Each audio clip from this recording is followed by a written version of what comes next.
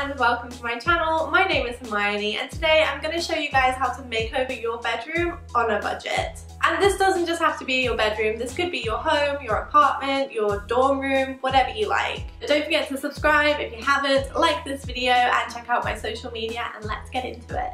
Wall art and paintings can vary in price a lot, and if you're on a really tight budget that can be a little bit too much sometimes.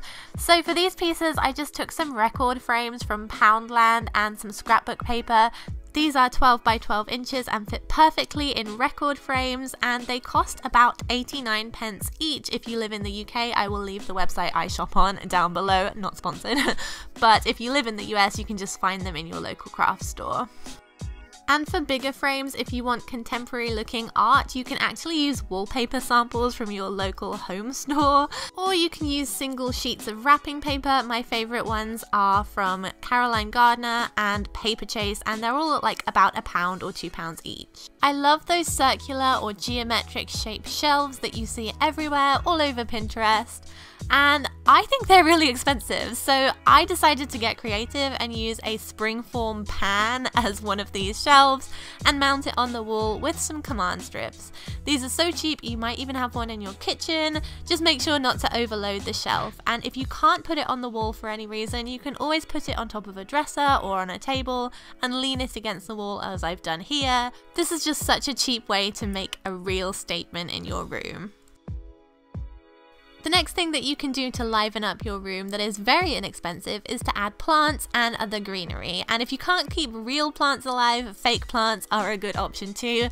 But they're all very inexpensive, and succulents last for a really long time with very minimal effort to keep them up. I also love putting mine in these thrifted cups. I think they just look really cute. Speaking of thrift stores and charity shops, these are some of the places that I find my best decor items, and you can get some really cool little items in places like this, so keep your eyes peeled. I picked up these pineapples for $3.99 when I was in America, and recently I just got this vase for £2 back in England, and I filled it with some fake flowers. I love blue and white china at the moment, especially with pink flowers in it. Sticking with the pineapple theme, I also found that these wall sconces, I think they're called, I'm not sure, they're candle holders. I've yet to put them up, but they were only $4.25 for 2 in the Goodwill, and yeah, you can find some really great deals. You can make your room feel really cozy and homely by just adding some simple lighting fixtures. This light is actually a Christmas decoration from IKEA, but it's very cheap. It's like £5 or something like that, and then you just buy the cable. This lamp I have because some of my family members were getting rid of it. It's really old, but I love the way it looks. And of course, fairy lights and other kind of string lights make a room feel really cozy and are very inexpensive.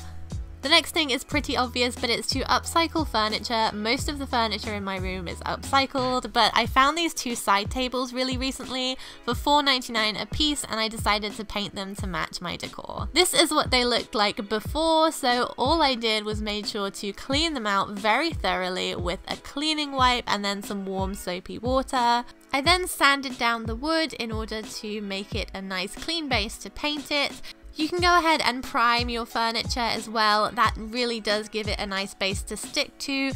But I had a really bad experience last time I primed some furniture. It smelled really bad. My room smelled bad for like 2 months. So this time what I did is I taped it up, and then I went ahead and rolled on my paint. I did a few coats of this, making sure to get all of the details in these smaller areas too.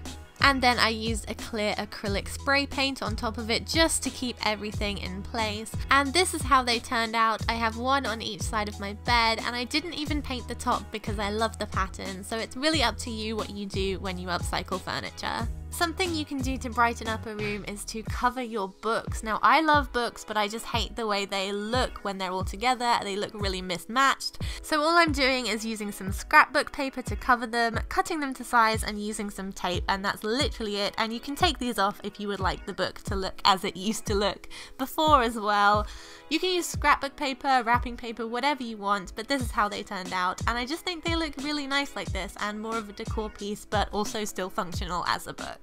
This one's pretty obvious, but updating your pillows or your throw or your duvet cover will make such a big difference to your room. I love pillows, and you can get them really inexpensively. You can DIY them, or you can pick them up in thrift stores and just clean them very thoroughly. They make such a difference. They add loads of texture, and I love mix and matching them as well to create lots of different color palettes and texture on my bed.